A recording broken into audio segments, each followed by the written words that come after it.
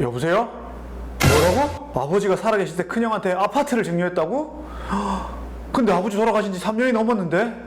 이거 유류분 1년 내에 하는 걸로 알고 있는데 나 이거 유류분 청구할 수 있는 거예요? 아버지가 생전에 큰형에게 아파트를 증여했다는 사실을 아버지가 사망하신 후 1년이 지난 시점에 알게 되셨나요? 이 영상을 끝까지 보신다면 1년이 지난 시점에서도 유류분을 청구할 수 있는지에 대해서 알 수 있으니 끝까지 시청해 주시기 바랍니다. 안녕하세요 여러분, 대한변호사협회 인증 상속전문 변호사 오광일입니다. 오늘은 유류분을 피상속인이 사망한 지 1년이 지났어도 청구할 수 있느냐에 대해서 알아보겠습니다. 결론부터 말씀드리겠습니다. 할 수 있습니다. 제가 유류분에 대해서 7가지만 알면 확실히 받을 수 있다는 영상에서 설명드린 적 있죠. 피상속인이 사망한 날로부터 1년 이내에 소송을 제기한다. 자, 왜 그렇겠어요? 유류분은 소멸시효가 있다 보니까 그 소멸시효를 어긋나게 되면 우리가 특별수익이 있다 없다 따지기도 전에 유류분 청구가 안 되는 상황이 발생하거든요. 그러니까 그런 불필요한 논쟁을 피하고 바로 본론으로 들어가서 형이 이만큼 특별수익이 있으니까 나한테 이만큼 줘, 내가 유류분 부족액이 이만큼이야, 바로 소송을 진행하기 위해서 피상속인이 사망한 날로부터 1년 이내에 실무상 유류분 소송을 제기한다고 설명드렸습니다. 예를 들어서 설명해 보겠습니다. 저는 아버지 재산에 아버지가 사시던 주택 말고 아파트는 있는지 몰랐거든요. 사망하시기 전에 큰형한테 아파트를 증여해준 사실을 안 겁니다. 그런데 지금은 아버지가 사망한 날로부터 2년이 넘었거든요.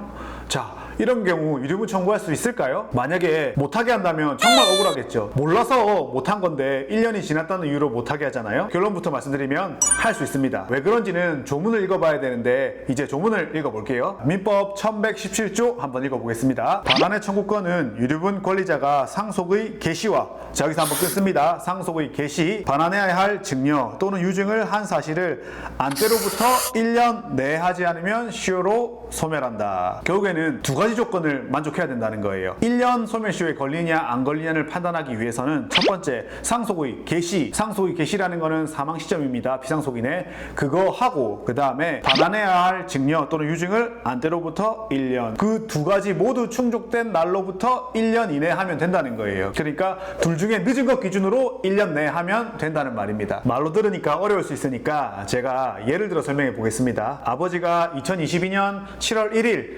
큰형에게 증여했다고 하겠습니다. 저는 그 사실을 8월 1일에 알았어요. 근데 아버지는 10월 1일에 사망했습니다. 이 상황에서 그러면 언제로부터 1년 계산해야 될까요? 제가 말했잖아요. 두 개의 조건이 충족돼야 한다고. 저는 2022년 8월 1일에 알았지만 아버지 사망은 언제죠? 2022년 10월 1일이니까 둘 다 만족된 것으로부터 늦은 거, 우리 10월 1일 기준으로 1년 이내에 유류분 반환 청구 소송을 하면 된다는 말입니다. 다른 예로 해볼까요? 아버지가 2022년 8월 10일 날 사망했다고 해볼게요. 근데 저는 11월 1일에 알았다고 해볼게요. 그러면 두 조건 다 충족된 늦은 거 11월 1일 기준으로 1년 이내에 유류분 반환 청구 소송을 제기하면 된다는 말입니다. 여기서 더해서 민법 117조 후단을 한번 읽어볼게요. 상속이 개시한 때로부터 10년을 경과한 때도 같다. 결국은 안 때로부터 1년 그 조건 더하기 사망한 날로부터 10년 경과하면 안 된다 소리예요. 이 조건 3개 다 만족시켜야 된다는 말이에요. 한 개라도 틀리면 날아가는 겁니다. 그냥 정리해보면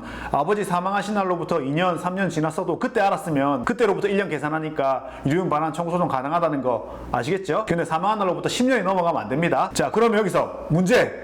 두둥. 상대편은 제가 증여 사실을 안 지 1년이 지났다고 주장하겠죠. 당연히 저는 뭘 하겠어요? 난 몰랐어. 그렇게 주장하거나 아니면 1년 이내야 라고 주장하겠죠. 그런데 여기서 중요한 문제. 그러면 1년을 지났냐 안 지났냐에 대해서 입증 책임은 누가 질까요? 뭔가 내가 져야 될 것 같지 않습니까? 그런데 이 소멸시효에 관한 주장은 항변 사유이기 때문에 지났다는 점의 입증 책임은 피고 쪽에 있습니다. 오, 진짜 다행이죠. 우리는 원고가 될 테니까. 그럼 원고 입장에서는 일단 소송만 제기하면 알고 1년이 지났다는 점에 대해서는 피고가 입증해야 되니까 조금 가분하죠. 근데 이럴 때 가만히 있으면 안 됩니다. 피고가 알았다고 계속 주장할 테니까 우리도 몰랐다고 계속 주장을 하고 입증을 해야 되는 겁니다. 원고가 알았다는 주장을 입증할 수 있는 증거들로는 제가 다른 사람이랑 통화 녹취록을 통해서 알고 있다는 사실을 말했다거나 그런 걸 알고 있다는 내용의 문자 메시지나 이메일이 있어야 되는데 그거 피고가 확보할 수 있겠어요? 못한단 말이에요. 그럼 어떻게 되겠어요? 서로 간에 간접 증거밖에 없는 거예요. 이런 거 보니까 아는 것 같아. 아니야 이거 봐봐 나 몰랐어. 직접적으로 증명하는 증거는 찾기가 어려워요. 이 상황에서는. 그렇기 때문에 어떤 간접 증거를 잘 제출하고 잘 설명하느냐에 따라서 뭔가 달라지겠죠. 이거는 한 개 걸리면 다 날아가는 거니까 조금 세밀하게 다뤄야 된단 말이에요. 그러니까 상업 전문 변호사와 반드시 상담하셔야 됩니다. 그럼 문제 한 개 더 두둥 이런 상황이 됐어요. 아버지 사망하셨고 제가 알았어요. 1년이 카운트 되잖아요. 근데 저는 지금 당장 바로 형제들 상대로 소송하는 게 싫은 거예요. 저는 합의가 잘 됐으면 좋겠어요. 이럴 때는 어떻게 할까요? 1년이 계속 지나가는 거를 막고 싶잖아요.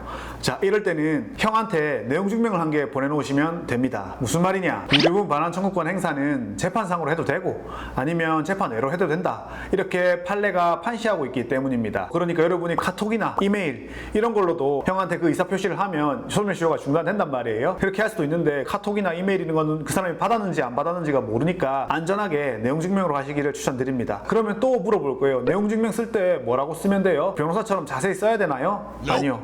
판례는 그럴 필요는 없다고 하고 있습니다. 침해받은 유증이나 증여가 뭔지를 말하고 그것 때문에 침해받았으니까 나 유류분 이만큼 부족해 이 정도 줘 이렇게 말하면 된다고 그치고 있습니다. 그러니까 여러분이 특별히 걱정할 필요는 없다는 말입니다. 근데 이게 이론상 이렇다는 말이지 만약에 여러분이 형제들과 합의하기 전에 유류분 반환 청구권 소멸시효 중단시키기 위해서 내용증명 보내놔야겠다 이런 생각을 하고 있는 형제들 사이의 관계라면 합의는 사실 잘 안 됩니다. 그러니까 시간 지나가면서 계속 불안해하시지 마시고 상속 전문 변호사 만나서 빨리 상담받고 유류분 반환 청구 소송 진행하시기를 바랍니다. 이번 시간에는 상속 개시일로부터 1년이 지났어도 유류분 청구 가능한지에 대해서 알아보았습니다. 아버지 사망하신 지 1년 지났어도 내가 안날이 1년이 안 지났다면 유류분 반환 청구 가능하시다는 거 알겠죠? 오늘은 여기까지. 그럼 다음 시간에 뵙겠습니다. 빠빠 안녕.